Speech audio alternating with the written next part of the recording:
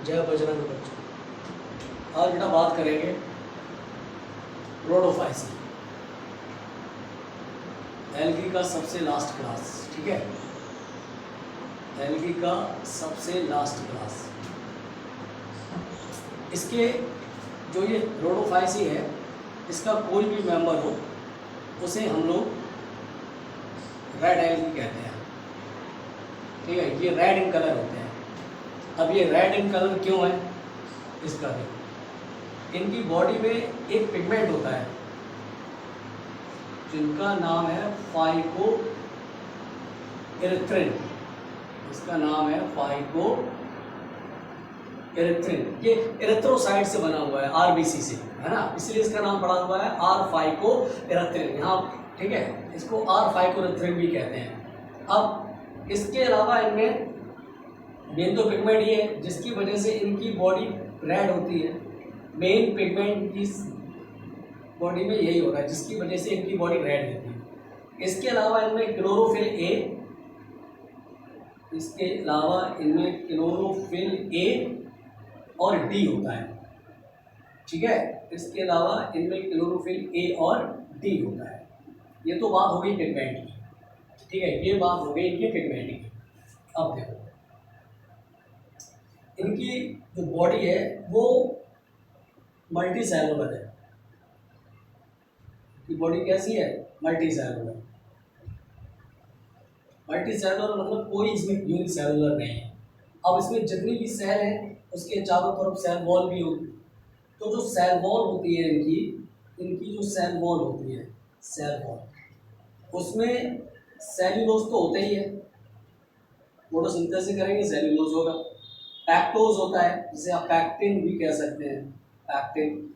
और इसके अलावा एक पॉलीसल्फेट एस्टर और होता है, पॉलीसल्फेट एस्टर। ये इंपॉर्टेंट है, इसको नहीं भूलना है। ठीक है, पॉलीसल्फेट एस्टर, ये इनकी सेल वॉल। अब ये होते कहाँ हैं, ये देखो। अब जब ये फोटोसिंथेसिस करते हैं, तो अपने अंदर कुछ रिजर्व फूड स्टोर कर लेते हैं, कुछ रिजर्व फूड स्टोर करते हैं। अब जो इनकी बॉडी में रिजर्व फूड स्टोर होता है वो आपका फ्लोरेडियन स्टार्च है। ये स्टार्च का ही डेरिवेटिव है, इसे फ्लोरेडियन स्टार्च कहा जाता है, फ्लोरेडियन स्टार्च।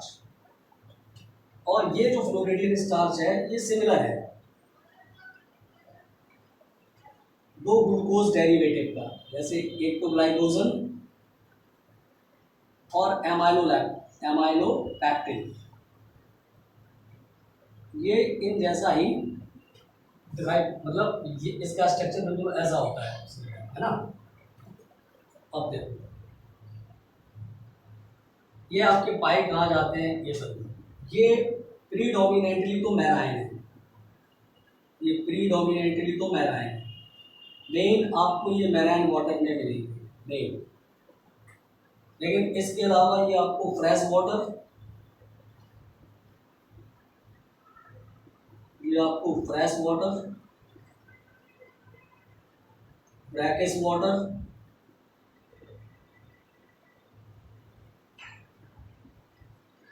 लेकिन यहाँ पे ये रेयर होते हैं। कैसे होते हैं, रेयर। अब मेनली ये कहाँ जाते हैं, मैराइन वाटर पे। तो जब ये मैराइन वाटर पे होते हैं, मेनली मैराइन वाटर पे, तो ये मैराइन वाटर में किस जगह को सबसे ज़्यादा प्रेफर देते हैं, तो एक तो ये ऐसी जगह पसंद करते हैं जहाँ पर थोड़ा टेम्परेचर ज़्यादा हो, वार्मर जगह हो। ठीक है, इसके अलावा ये क्या, ये वेल लाइटेड एरिया जहाँ पर सनलाइट बहुत अच्छी पड़ती है। अब अगर ओशियन या सी की बात करोगे तो सनलाइट कहाँ पे अच्छी पड़ेगी, वाटर सरफेस पर। तो यानी ये आपको वाटर सरफेस पर होते हैं। ठीक है, वाटर सरफेस पर होते हैं आपके। ठीक है, इसके अलावा ओशियन में एक जगह और होती है जिसे हम लोग नाम देते हैं डीप सी, गहरे समुद्र के अंदर, जहाँ पर सनलाइट पेनिट्रेट नहीं कर सकती, नो लाइट, वहाँ भी आपको ये मिल जाएंगे। तो ये मैराइन में वार्मर जगह, इनकी फेवरेट जगह है, वेल लाइटेड एरिया में भी होते हैं और डीप सी जगह में भी होते हैं। ठीक है, इनकी बॉडी मल्टी सेलुलर है, कॉम्प्लेक्स है, इतना समझ में। अब देखो, अब इनका हम आपको पढ़ाएंगे रिप्रोडक्शन। तो देखो रिप्रोडक्शन में क्या होता है, ये जगह हम छोड़ दे रहे हैं इनके एग्जाम्पल के लिए। ठीक है, ये इसके एग्जाम्पल। अब इनमें जो रिप्रोडक्शन होता है वो वेजिटेटिवली, इनमें जो रिप्रोडक्शन होता है वो आपका वेजिटेटिवली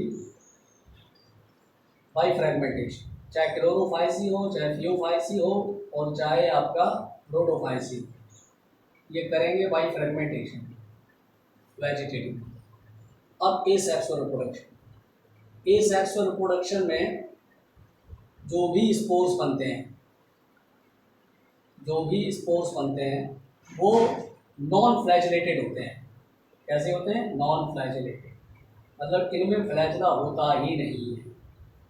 अभी जिस बॉडी के अंदर बनेंगे, जैसे ये एक बॉडी है, मान लो पॉलीसाइथेनिया की एक बॉडी है, इसके अंदर ये जो स्ट्रक्चर है इसे नाम हम देते हैं कार्पो स्पोरेंजियम। इसको याद नहीं रखना है, स्पोरेंजियम, ठीक है, बस समझाने के लिए आपको बता रहे हैं। ये कार्पो स्पोरेंजियम, और इसके अंदर जो भी स्पोर्स बनते हैं ये स्पोर्स, ये आपके कार्पोस्पोर।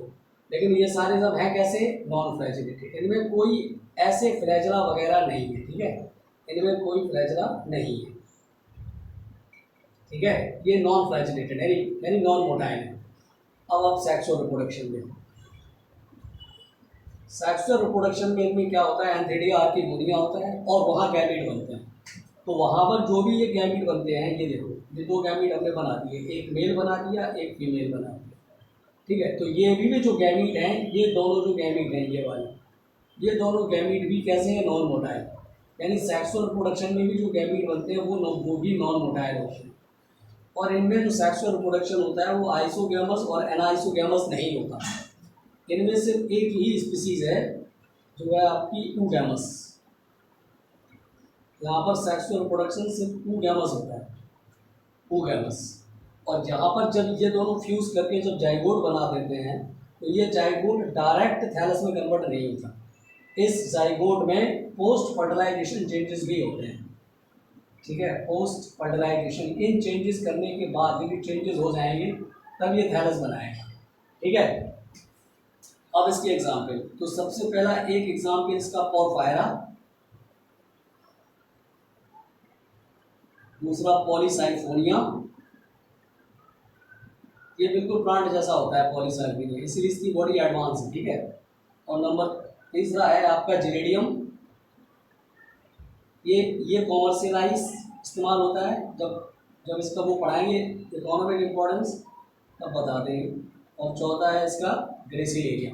ये चार एग्जाम्पल है। जी स्क्वायर पी स्क्वायर आप कह सकते हो, है ना, P square G square, R equal P square G square, थोड़ी मैथ भी पढ़ो।